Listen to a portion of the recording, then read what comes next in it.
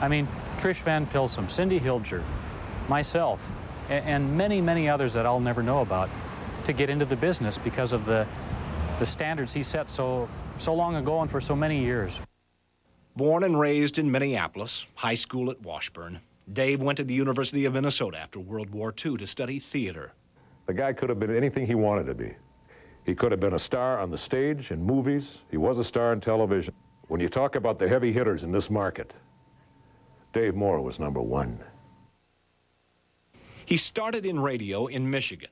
Then he applied at a fledgling television station, and he got the job. I met him in 1950. It was in the lobby of then WTCN TV, and soon to become WCCO TV. 1950, and we had both been in the Army. We were fairly newly married. Television and Dave's career were both in their infancy.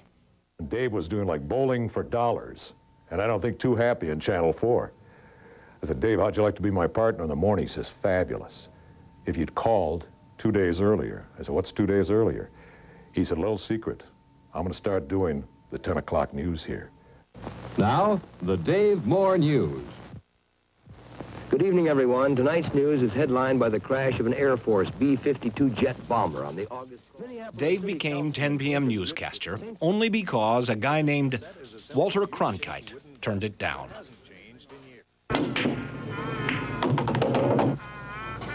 And there was the weather. No big blizzards up here in the icebox this year. With his acting background, Dave created TV roles no one else could have. Now I'm going to tell you a story about the poor, the tradition of giving. Sing ho for the life of a bear. Sing ho for the life of a bear. I think he can probably tell the story better than I. It was just like magic. I'm running across the studio. Well, Dave, teamed with weatherman Bud Kraling, blazed new trails for everyone.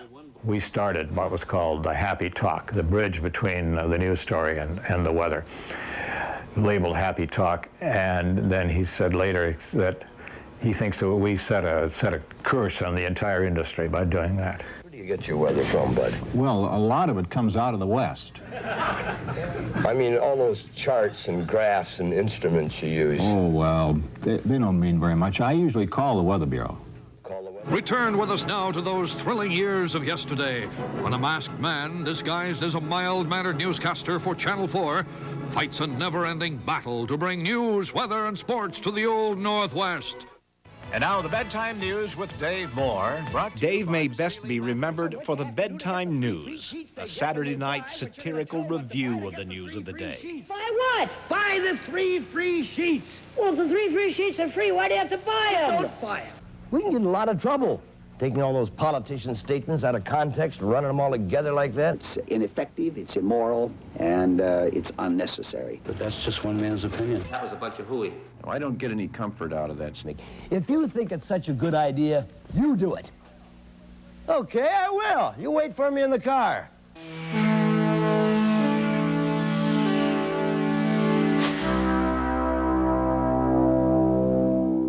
What you'll be seeing tonight is a television program about television.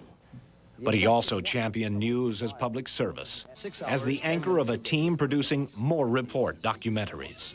30 hours a week for children, and that's the average. If you or your child don't watch that much, others are watching more. And Dave truly was the anchor here, the backbone of the 10 and 6 p.m. newscasts.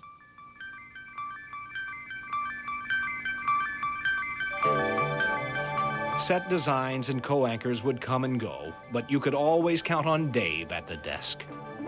Dave is an institution, and he has set a standard in this business for all of us to follow and somehow try to emulate. Although I don't know that we'll ever be able to. But he set the high mark for everybody. And the market, this market is such a good market because of Dave Moore. The best of what journalism is, just compassionate telling of people's stories. And I sensed that even as a child. And I wouldn't even have considered, you know, a job at another station. Even after Dave stepped down from the anchor chair, he worked harder than most, toiling over the words and stories of his own weekly Week in Review program, More on Sunday. Morning! A week ago today, just outside Zumbo Falls in the little old schoolhouse where she taught 70 years ago, Leona Davison, 90 years old, is marrying one of her former students, Wendell Buttermore, 80 years old. But no matter how famous, how important Dave became, Dave never really believed it. But he's got a wonderful sense of humor. You have to have a good sense of humor, and you have to not take yourself too seriously. Although I always thought Dave should take himself more seriously, because he certainly was, you know, he's probably the best anchorman ever in this town, in this city. And yet I don't think he ever gave himself enough credit. To the end, this humble man of many talents answered his own fan mail. We know he would have liked to have answered the thousands of good wishes written to him by you at the state fair and on the internet. People would say to him when we were walking down the street, watch you all the time, Dave. Watch the 10 o'clock all the time. And he would say something about, don't you have anything better to do? Read a good book. Go to a play. We'll miss you, Dave, old friend. This station, this town, will quite frankly never be the same.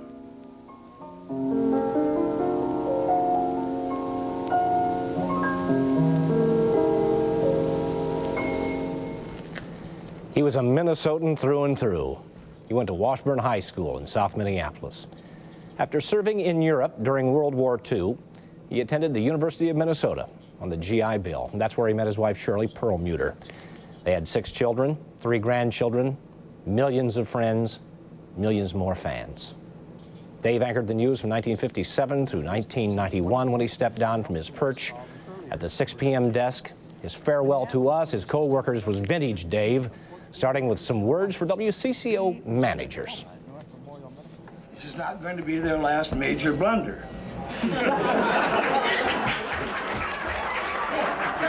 Every assignment desk needs a gadfly. Somebody's take the story and go out and do it, but question it. Why are we doing this? Why are we doing this crap? We're a big-time CBS outfit, not this outfit. Somebody will tell you this is why we're doing it. We're doing it because of A, B, C, and D. And be satisfied with that and go out and do it. They have reasons for doing it sometimes. Of course I don't want to leave this. It's a cushy job. It doesn't even come close to working. And you don't want to give something up. And I like the adulation, I like the public attention, but most of all, I like being with all of you here. That was not many people my age have this opportunity. They usually hand their work card in at the factory and go home and love their pension after that.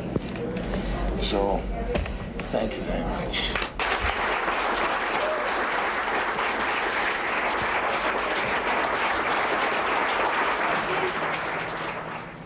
He expressed appreciation for us, his co-workers, more than anyone I've ever known. And I can tell you this, personally, he respected no one more than he respected the guy sitting next to me now, government reporter Pat Kessler, but you know you must have felt that. Well, I felt the same thing for Dave, and he would call me several times a week during the last 5 years or so, just to talk politics and baseball and politics, and he would talk to me about all the things going on at the Capitol and in the political world. And he was a little freer then to express some of his opinions, and on More on Sunday, when I would get in the chair next to him, he'd ask me a question about the politics at the Capitol and follow it up with, "What a bunch of idiots, aren't they?" And, you know, what do I do? Well, I don't know what I would do. We also talked a lot about baseball, and he's the only guy I know who could not pound a nail, but he could tell you how Archie Vaughan got his nickname. And now I can't ask him that. Yeah. Well, maybe you can. Maybe you can. Maybe it'll come to you. Someday. All right, Pat. Someday. Thank you. When we heard about Dave's passing last evening at about 5:30, there was a kind of spontaneous memorial service right in the middle of the newsroom. Colleagues started regaling others with their fondest memories of Dave Moore. It turns out Dave's kindness touched not just you, the audience, but just about everybody here, behind the scenes. My biggest fear was someday producing a show for Dave Moore. That happened on Thanksgiving Day in 1987. I was scared to death to type word 1. Well, I did, and we got through the show okay, and I was still a little bit nervous at the end of that 6:30 time block. He came over, put his arm on my shoulder, put the script on my desk, and he had written on the front page, "To Kevin, great script, save it for your first book." I've still got that script, and it means a lot to me today. Thanks, Dave.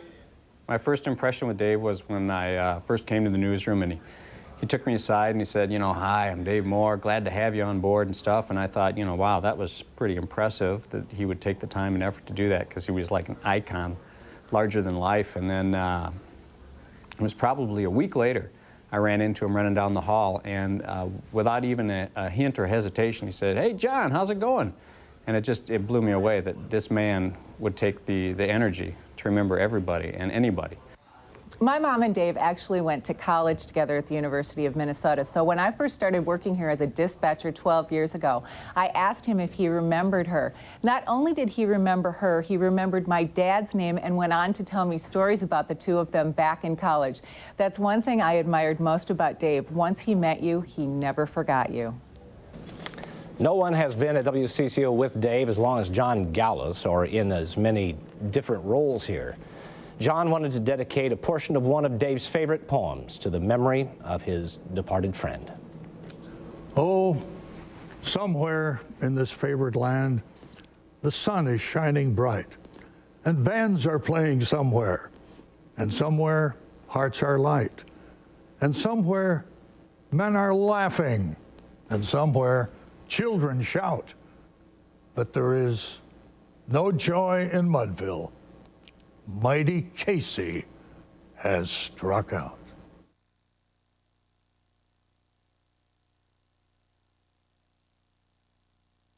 You like the way you feel when you get what you need to do what you do well. Take care of your vehicle and it'll take care of you by holding more value at resale or trade-in time than a vehicle that's been neglected. Be sure to keep up the maintenance logbook that comes with your Ford, Mercury, or Lincoln and give your vehicle quality care. At your service, quality care. Quality Care Service from Ford and Lincoln Mercury dealers. It's the worst case of amnesia I've ever seen. Oh. He can't remember a thing. I think he'll remember me, Doctor. Remember me, Oscar? Remember that night? The music, the wine, the passion. I remember cheese enchiladas. Who says the cheese doesn't matter? They'll know when the cheese is Sargento. Didn't we have nachos too?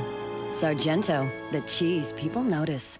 Attention, winter weather update. There seems to be a warm front moving across Turtle Lake, Wisconsin, January 29th through February 1st. Watch out for gusts of winter thunderland and look for flurries of ice carving competitions with hot air balloons hanging high in the clouds. The forecast for January 29th through February 1st looks like a good time, so be sure to get outdoors and enjoy the fun in the snow. Winter Fun Fest, located at Speedy's Family Fun Center and RV Park in Turtle Lake, Wisconsin, just minutes from Eau Claire and the Twin Cities.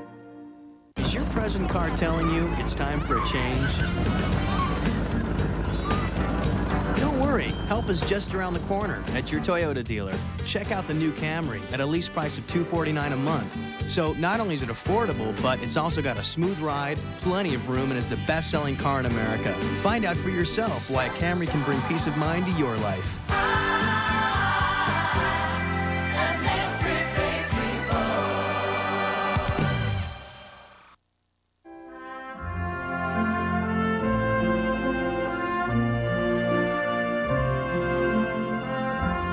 A lot of us have asked, how was it that one man could be in so many places at one time? If you ever went to the theater or the orchestra, even book readings in the Twin Cities, you were almost sure to spot Dave and his wife Shirley in the audience. If you were very lucky, you might even catch Dave on stage. Say, how would you like to come up for a nice cup of tea to warm your bones? Oh, but thank you, ma'am. That's nice of you, but it's gonna be a long night as it is with all these men. No matter what role Dave played, he always stole the show. His love of the arts started early when he was drawn to the stage. I met him in the summer of 1941, and David was in high school at that time, and he came out to the Old Log Theater to be an apprentice at the theater. You know it isn't easy volunteering. But Stoltz says Dave's parents made him leave the apprenticeship at the Old Log Theater soon after it started. His father was a hardware merchant. He a very successful man, and I'm sure he had no idea of his son going into theater or television. A few years later, back at the Old Log, Dave became a star. We were doing Mr. Roberts, and he played Ensign Pulver.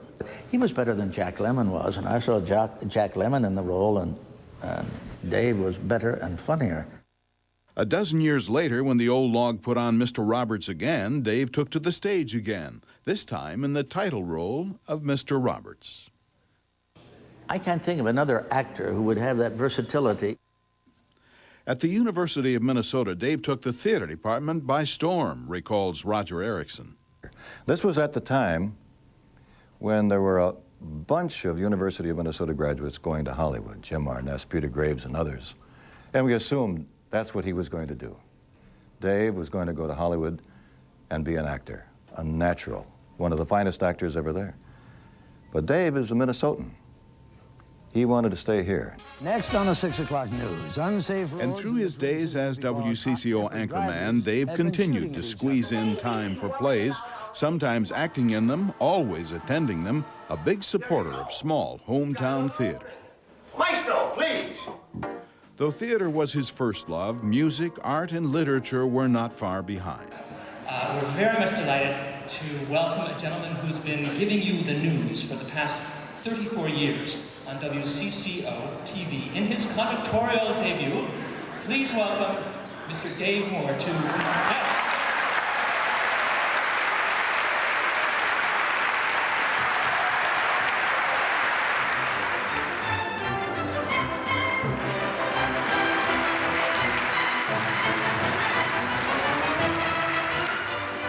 Dave counted among his friends many artists always amazed by their talent. Malcolm Myers. His signatures on artwork hanging in New York, Washington, Paris, and Bonn. And right here in the Twin Cities, where he's lived and taught and worked for 50 years. Birdwatcher, I did a bunch of painting. At the university's Catherine Nash Gallery on the West Bank, you can see a retrospective of Malcolm's 5 decades of work. And you should see the work. There was pride in Casey's bearing, and a smile lit Casey's face. But the written word was Dave's forte. He was an ardent supporter of small local publishers and writers, and we all loved both his writing and his reading on the news set and beyond. No stranger in the crowd could doubt 'twas Casey at the bat. One of the things that I remember most about Dave Moore was his utter lack of pretense. Here was a guy who never pretended to be a broadcast journalist. He was an actor, and he was proud of that. And we were lucky to be part of it all. That was Bill Carlson telling you about Dave. Bill first met Dave in 1952. He was only a high school sophomore, Bill that is, when he started at WCCO Radio as a page boy. Dave was a booth announcer and a game show host, and they grew together with WCCO. He was a man of very strong opinions. But if your opinions differed from his, there was never a sense of animosity or boisterous disagreement. It was all curiosity about this other idea. He wanted to hear more. He wanted to hear why you felt that way. He had this insatiable curiosity. And it seems to me that that's the best of journalism. Insatiable curiosity combined with warmth, generosity, and a great feeling for other people. Dave had them all. That nailed it, didn't it? Really did, yeah. Another veteran who shared the set with Dave for a lot of years is Mike Fairborn. He came here 21 years ago and shared much of Dave's time on the air and much with Dave during that period of time. That's right, you know, and I'm glad that I knew Dave. That's just amazing, you know, when you look back at 20 years when I walked into that newsroom in 1977, and you almost had to spend time in our old building over on 9th Street to really know Dave. We were all kind of crammed together in this little basement newsroom. You could feel each other's feelings and the conversations that went around. But, you know, I probably learned more about broadcasting from Dave Moore riding that slow elevator from the first floor up to the fourth floor every night as we would go up for the How long did you have on that elevator? Well, probably about a minute and a half to 2 minutes each night. I remember it more like 5 minutes. But that's just the way Dave was. He would share his philosophies with you then. And one quick kind of cute story, I guess. Sure. Came walking into the newsroom one day and he said, did you know that they tape the 10 o'clock news and play it back early in the morning? And I said, well, they've been doing that for a few months. And he said, I went to sleep last night on the couch, fell asleep on the couch, and I woke up about 2 o'clock in the morning and saw myself on the air. They had to get knocked out. Terrifying experience. Oh, my goodness. That was Dave Moore, though. Well, I know you'll miss him. Oh, yeah. We've gotten so many nice comments from you, the audience. We bring you the words of just a few people who wanted to tell us how they remembered Dave Moore. You never felt like he was a hairsprayed, made-up type of a news anchor. He was the guy next door that you could trust, and you believed him. He was just a warm, human person. Yep, it was last night on the news. I heard that he had died an hour earlier, and tears came to your eyes. So we'll miss him. He helped me get a job here at WCCO 35 years ago. I worked with him on the many a news show. Worked with him on the midnight news on Saturday night. We had just a ball doing it. It wasn't even work. Dave made everything a lot of fun. He was just a fabulous guy, and I loved him like a brother.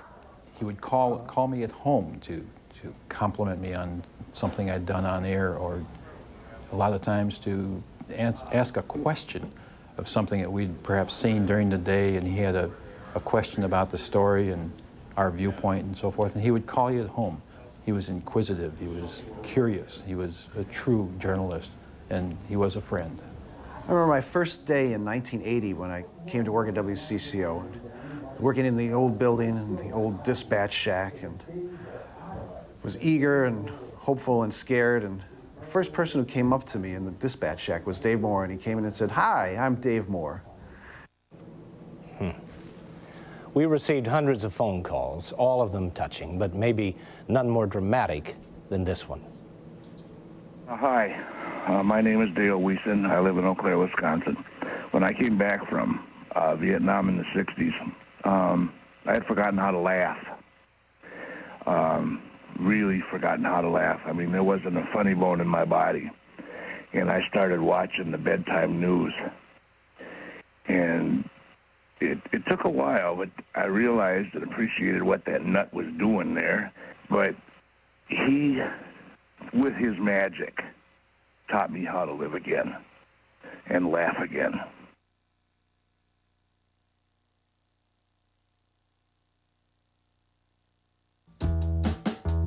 Chocolate on top of anything.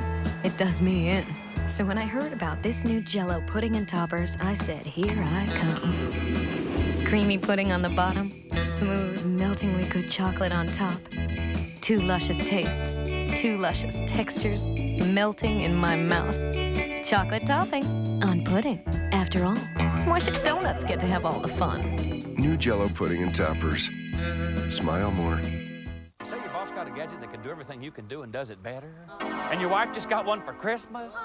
You say your kid just dialed 911 and told him he was hungry? Is that what's bugging you, Bubba? Well, get up and get away to Francis. Hot Winter Fun starts in January and the fun never stops. We got shopping and fishing, prize prizes and giveaways, fabulous food and great rates. And shows? And we got shows, we got singing and dancing, everything you love about dressing. Starts in January. It's Hot Winter Fun.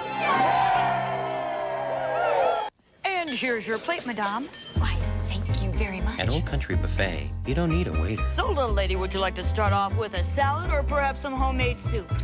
Soup! You don't need a menu. For your main dish, lemon pepper chicken or carved turkey. Oh, you are a delicate flower. Have some mashed potatoes. Who wants gravy?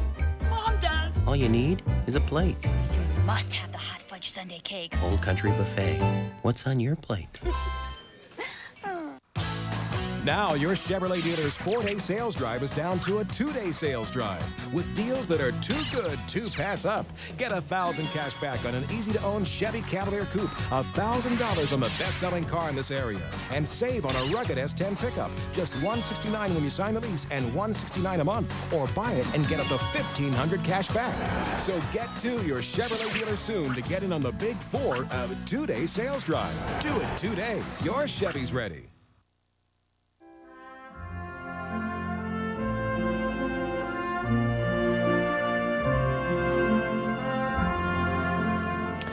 We've heard a lot of accolades, a lot of people saying he was an actor, and then other people saying he was a great journalist, and I think he was a great journalist. But what exactly made him that? Bill Hudson was inspired to come into the business by Dave, and he has some answers. I think the trust is a natural quality. You can't develop it very easily. A lot of people have tried, and the camera doesn't lie. Dave Moore, the camera was a friend to Dave, but Dave was... Bob Ryan was Dave Moore's friend for 52 years and chief competitor for half that time. As an anchor at KSTP, Mr. Ryan recalled how Dave and WCCO changed the course of local news when Channel 4 debuted The Scene Tonight in 1970. This is The Scene Tonight in color with Dave Moore. And it went over so big that we lost ratings at Channel 5. And my boss, Mr. Hubbard, doesn't like to lose. And so he brought in consultants to try to beat Dave Moore, and they didn't do it for years, if ever. And so we lost our jobs. In fact, KSTP tried dual anchors for the first time in the market, and that failed too.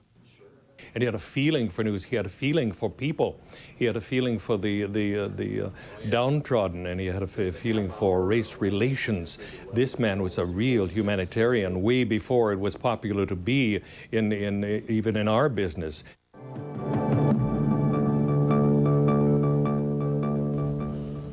Good evening. Since 1970, Moore on Sunday, Monday, Tuesday, has served as WCCO's major commitment to quality public affairs programming. I think some of his effectiveness as a broadcast journalist could be related to his theater background, because he learned how to emote, how to communicate. They do that, and over the long Jim Dubois teaches broadcast journalism and is president of the Pavic Museum of Broadcasting. The anchors, I think, had to rely more on their raw intelligence, more on their ability to interpret what was happening, simply because they didn't have all these high-tech tools at hand. But he felt the news, and people felt that he knew the news. He knew what he was talking about because he understood what that script said. He'd get that script, a lot of it written for him, but he would change it and put Dave Moore's feelings into the newscast. Not editorializing, but just making it more human.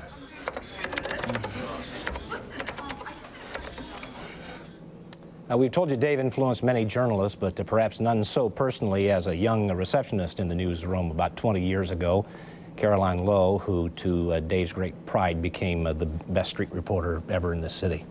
He was wonderful. I started 20 years ago. I was a newsroom receptionist, and I took Dave Moore's messages, and he was so kind to me. And then a couple of years later, I stumbled into reporting, and Dave would come in on his mornings off to coach me and give me suggestions, but he was always so humble about it and apologizing for suggesting things. And then in recent years, when I'd think I had a really big story and I'd be getting ready to go on with my big scoop, he'd say, "Do you really think that's a story?" And I'd have to stand there and defend it, and I'd be pretty proud of it. But it's really hard today, looking at his desk, and to think of him not coming through again. Yeah. Even though he'll always be with us. He did run the joint like Socrates. He never told you what to do. He'd ask you whether what you were doing was right. He forced you to think about it. He would. But his humanity, as I said, he was so kind in those early days, and took messages from him, and he was so grateful. Yeah, we'll miss him. We miss him so much today. We're going to miss him for a long time. But I think he will stay on. What he has left with us will be with us forever. I hope so. Thanks, Caroline. Dave was not all business, not by any stretch of the imagination. For him, among other things, baseball was the great American obsession. From his own pitching days on the CCO softball team to his annual summer bus trips to all of the great outdoor stadiums in the Midwest, Dave and baseball was a match made in heaven, or at Met Stadium anyway. Mark Rosen steps up to the plate for this report. Here we go. Baseball. Time to play again. Sitting in the boxes with a scorecard and a pen. Brought a couple buddies, got a couple beers, ain't missed an opening day in almost 30 years. Dave loved baseball.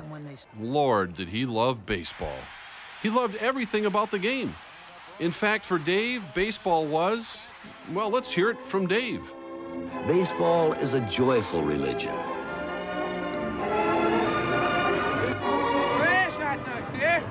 Bases loaded. Anticipation. There's the hit. One. They're out of the inning. You see, since the age of 8, baseball has been the spiritual side of my life. You go to church, the ballpark has been the altar of my life. Well, I knew him as a TV personality and also as a degenerate baseball fan. Frank Quillisi was the kind of guy Dave liked to talk baseball with. In the Minnesota fifth, Koufax gets ready to face Frank Quillisi with 1 out. Quillisi was a plugger. He played for the Twins in the '65 World Series against the Dodgers and later managed the team. High in the air. And by the time Johnson recovers, Quillisi has an easy double. He loved the game itself, but he also knew the game. And that's what was fun. Now here's Ben Ogilvy. Everybody misspells his name. They call him Ogilvy. It's Ogilvy. You've got to know these things. See how they spell the name? O-G-I-L? It's not O-G-I-L. It's O-G-L-I. Ogilvy. Please. He blood, sweat, and tears about baseball, and we always had great conversations, not only as a player, but also as a manager. He used to come in and he always used to ask me why they weren't playing me. And I said, go ask them. The other night, listening to the Twins game, I heard Herb say the average length of a major league game is 3 hours, 13 minutes. Time consumed primarily, I would venture to say, by the preposterously ponderous practice of pitching changes. The game of baseball may have changed, but Dave's love for it never wavered. Baseball is a memory. Standing room only at the new Metropolitan Stadium today for the season's opener, which saw Wichita drop the Millers 4-2. It was a great day for a ball game. Were you there? Dave was there when the Twins played their final game at Met Stadium. A sad day for baseball purists, an even sadder day for Dave.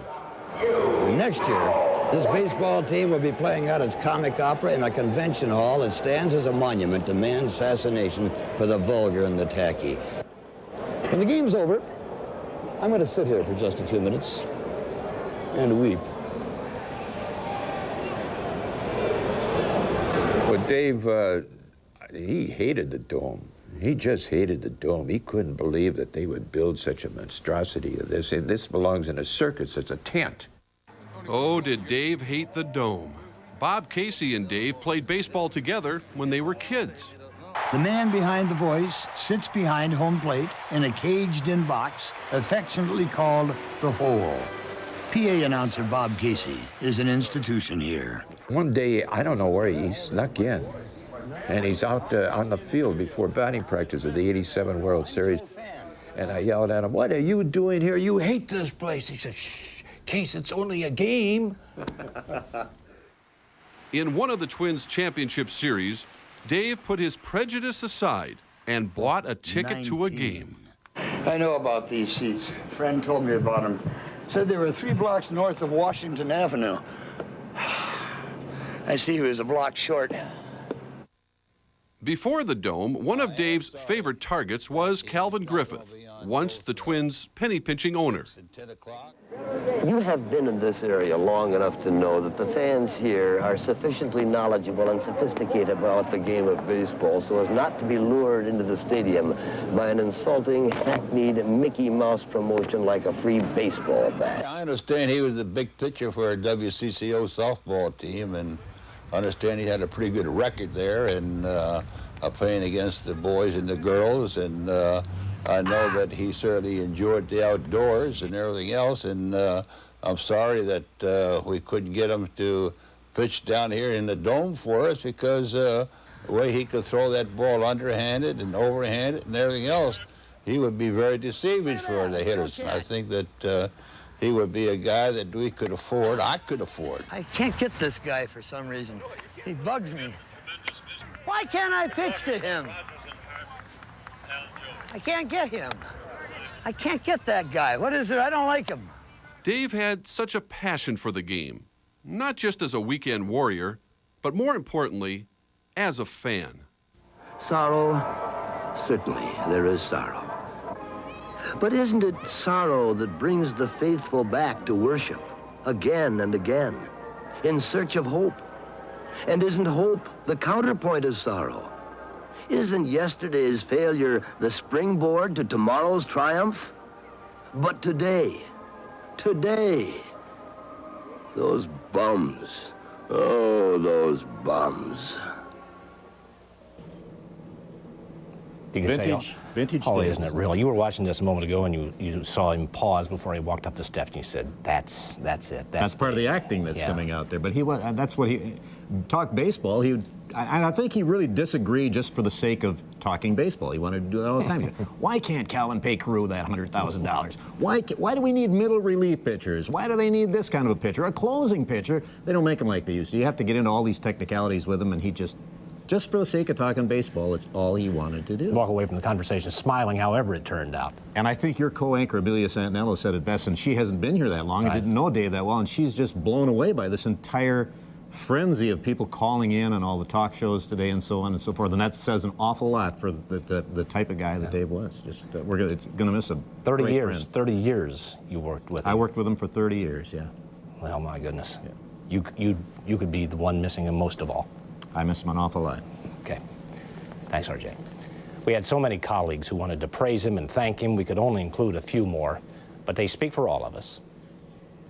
I think my best memory of Dave Moore is that every time he would walk into my office to ask me something, he would always preface it by saying, "I know you have so many other more important things to think about." And I would always think, what is more important than doing something for Dave Moore? He was able to do things with the video that we brought back that maybe at a lot of other television stations that might have just gone to waste, or we might have gotten a chuckle over it, but nothing else would have been done. And I tell you, I owe him a lot of thanks and gratitude for what he did with the video that we shot.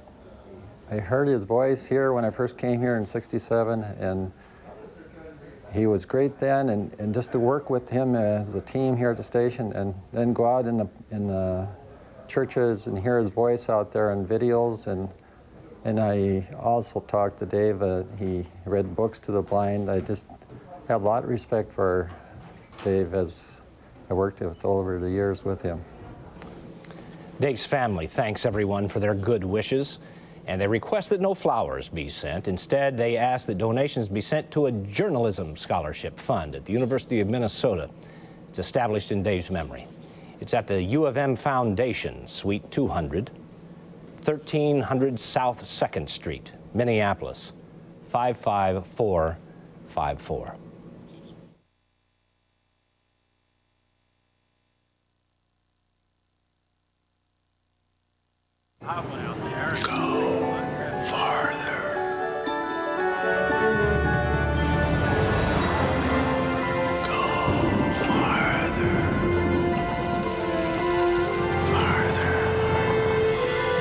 Completely reinvented 205 horsepower Isuzu Rodeo. Too far. 1998 Isuzu Rodeo models start at $17,995. When racing season ends and the weather turns cold, some NASCAR drivers go home for the winter, but others just can't wait to get started again. All they need are a few fans and Exide NASCAR Select, the official battery of NASCAR. Engineered to start high-compression engines that demand nearly twice the starting power of your car. Start your engine! Exide NASCAR Select. Good winter battery! Great winter battery! Available at these stores. Hey, that was cool. No, that was cool. Whoa, big fella. That's not what skillets are for. Come on, move those paws. Denny's has 6 big signature skillets starting at $3.99. Like the Sausage Supreme skillet? the new chicken fajita skillet, and the meat lover skillet. Right up your alley.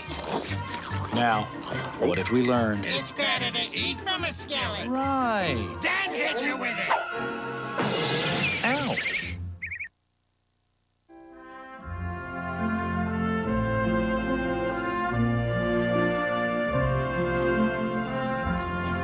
You probably know the name Dudley Riggs.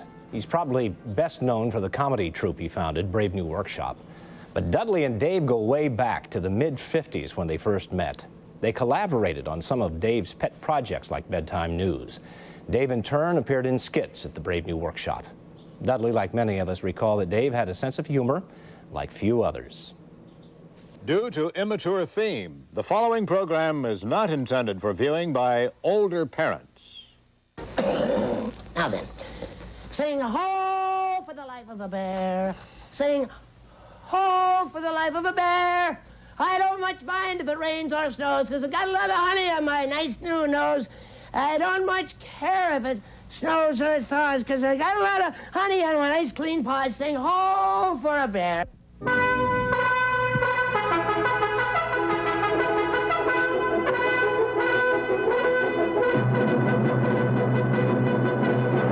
Fiery host with the speed of light, a cloud of dust, and a hearty Happy New Year! the son of bedtime news. Bedtime News was a terrific show, and actually probably in many ways much more creative than Saturday Night Live, and just what the city needed at the time, because it was pretty stodgy right in the, in the early days here. I mean, we had to define what satire was for the community. Good evening. I'm Dave Moore. Hi, Al Austin Moore here. And we're not related. In the headlines, terrorists still holed up in the IDS building. We've been trying to make contact with them now. We'll get a little more a bit later in this newscast. Well, Al, the story topping the national news tonight, still another near tragedy in Tenerife. Spectators looked on in horror, Al, as the Netherlands Dutch Shoe Airways 747 was being cleared for takeoff. Just then, a Polish Zud jet was completing its final approach and inadvertently landed on top of the Dutch craft. Miraculously, no one was injured, although passengers aboard the Polish Zud, many with plans for vacationing and connecting flights in the Azores, were reportedly irritated at having to fly on with the Dutch plane, which was bound for Duluth. First time I ever saw him, he was a very funny comic actor, and I didn't make the connection to him with the news at that point. I had high respect for him as an actor. I liked him as an actor first, and but that sort of sweet curmudgeon character he developed over time, I thought was really quite wonderful. Now here's Santa. Open his mic and cue Santa. Oh my, there certainly are a lot of you out there today. I see Sally and Ricky Johnson of Bloomington. Take care of that cold, Ricky. There's Durkee Brand of St. Louis Park. Nasty fall on the pond yesterday, Durkee. You better be careful next time, eh? Well, what do you know? He's not half bad. Dum-cha, dum-cha, dum-ta, dum-cha. Right. Guy Lombardo. The second dum-cha, I popped right out. Yes, I was just coming to that. It seems that when he got off the airplane at Kennedy Airfield, there was this young lady who, I think he can probably tell the story better than I. Which,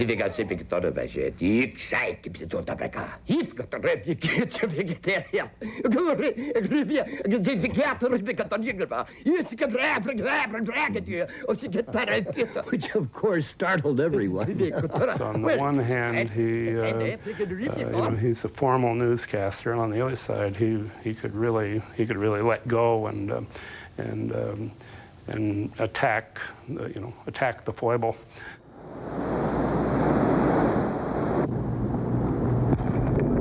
Boy, look at all that water. Mayor Stenvig was always an asset to our old bedtime news programs. Actually, we never had to worry about taking his statements out of context. They were out of context when he made them. You just can't keep spending and spending, but not to the point there where our city will not progress and not be a progressive city. I think that's a real quality of knowing where the enemy is and being able to attack it without the enemy knowing that they've been attacked. So it was, people would come around and say, I wonder what he meant by that. That one stays on.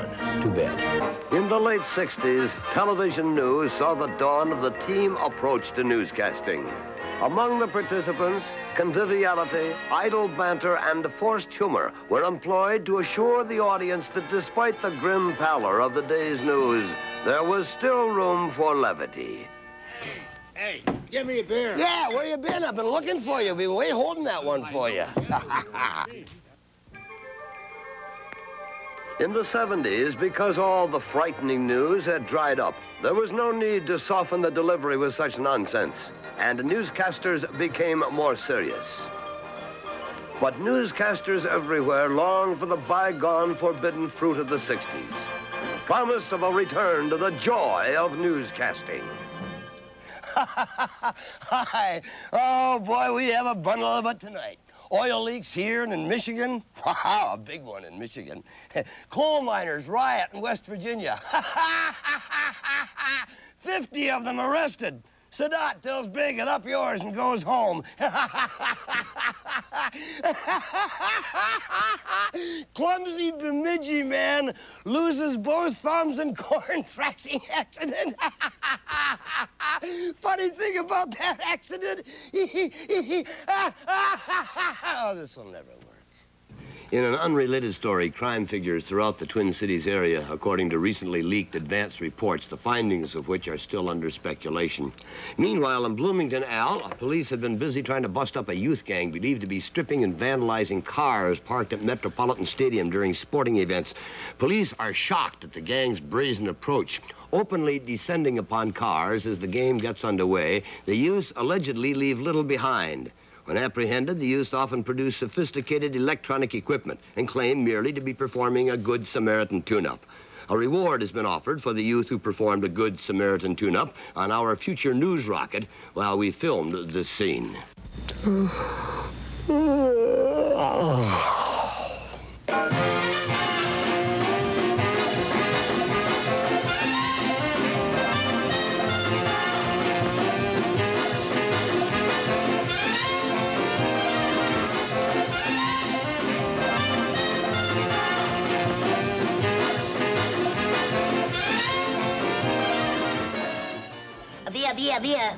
folks.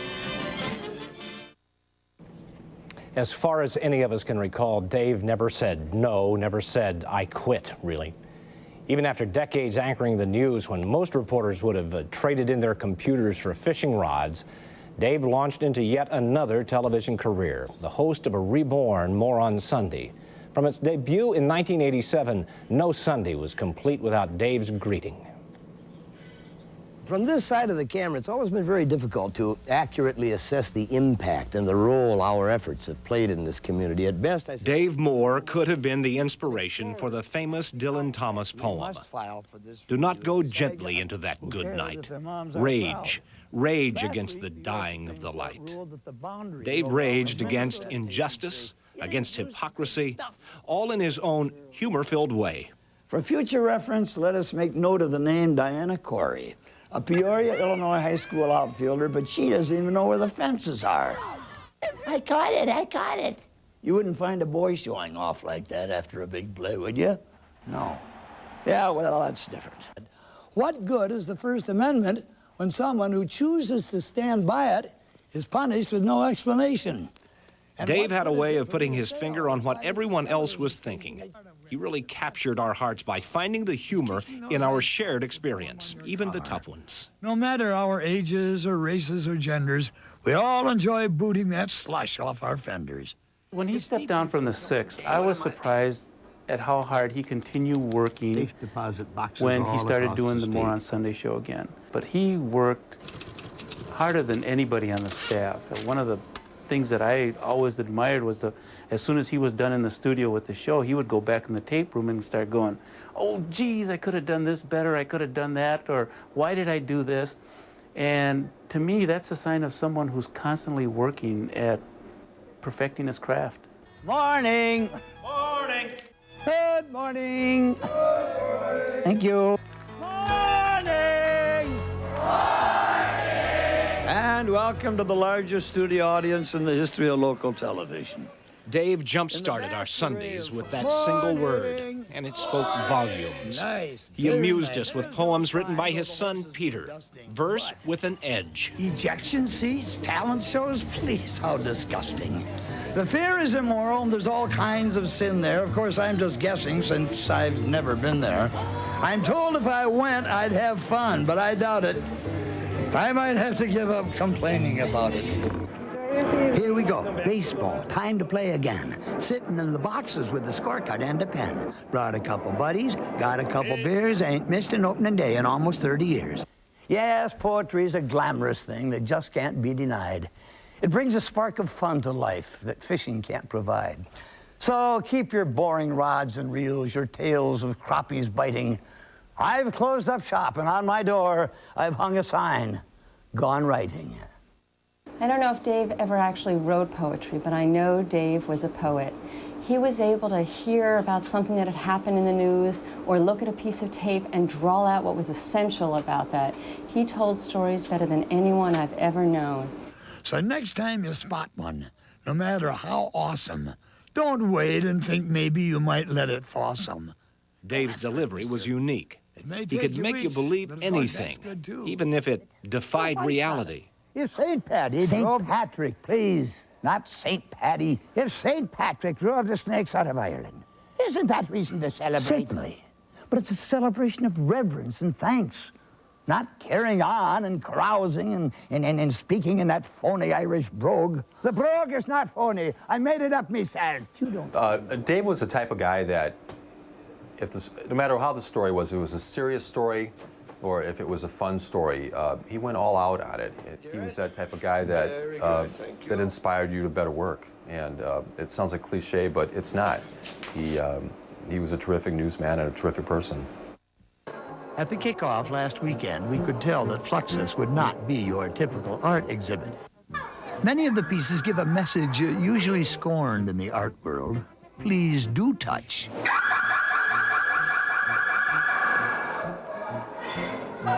We won't spoil the surprises for you, but we will show you a bit of how the maze amazes. One hint, there are lots of doors, and the key to them is using your brain, not brawn. Now we'll go look for the Mad Hatter and the March Hare.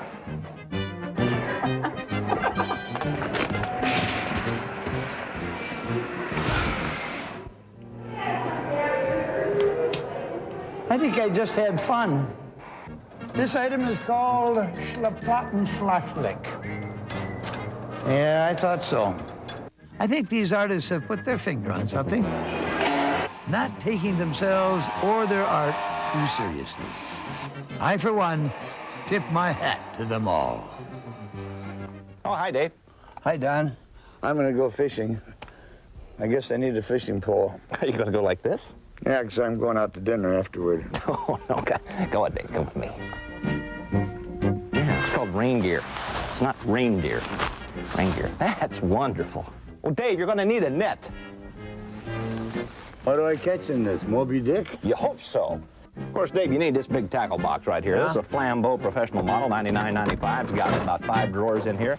This thing is just fabulous for putting your crankbaits in. And Clunker candy? All kinds of places for topwater baits up here. You know, I think the reason that More on Sunday was so loved was because the show let Dave be Dave. It covered stories that he thought were important. We covered areas of interest that everyone wanted to see and talk about, but maybe were afraid to, and he just was never afraid to do that. And as a person working with him, he would always compliment you on what you did and never take credit for anything himself. And really, the show was him, and that's what made it so great. It might as well be spring. I always wanted to be a television newscaster. We know one thing, Dave.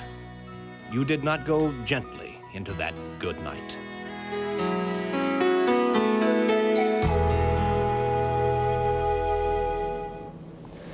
Dave appreciated the power of a sight gag almost better than anybody I've ever met. And he was a master at visual jokes made all the more funny because they touched on subjects we all knew and loved or hated. Here's one of our favorites. The best part of winter, the best part by far, is kicking those ice chunks that form on your car. No matter our ages or races or genders, we all enjoy booting that slush off our fenders.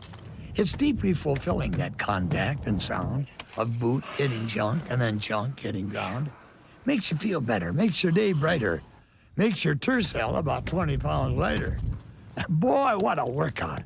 We all could be hunks by starting each morning with kicking some chunks. So next time you spot one, no matter how awesome, don't wait and think maybe you might let it fall some. Go after it, mister. Attack it with zeal, and manfully give it the back of your heel. It may take you weeks, but of course that's good too. The winter goes faster with something to do. We've come pretty close to the end of this tribute to Dave. I have said an awful lot personally about Dave over the past 24 hours, and I don't want to belabor that. But I do want to tell you that I'm going to miss sitting across from Dave, but I'm going to try to make it up a little bit because I found a picture of him that I'm going to put on my desk. This is the picture. It's not one from Central Casting. It's not the one that everybody sees when they send out photographs to the Minneapolis Star-Tribune and the Pioneer Press. That's the picture I'm going to have on my desk looking at me because that's the way he often looked at me when he would say things like, is that the best you can do? We need people like that around doing that to us. Dave was my mentor, a mentor to a lot of people. We'll all miss him. Because we worked with Dave, we didn't do any real formal interviews with him. But in 1996, when weatherman Bud Kraling retired, producer Beth Perlman, who's producing this show now, asked Dave to reflect on Bud, but also on what he, Dave, would miss if he would ever leave WCCO. Someplace to sit down and write. Someplace to sit down and let something go from my head to this machine and have it come out and look at it and say to myself, that's really well done. You know that? That is well done. I think that's what it'll be. Okay, thank you. What are you going to get out of that now? Money.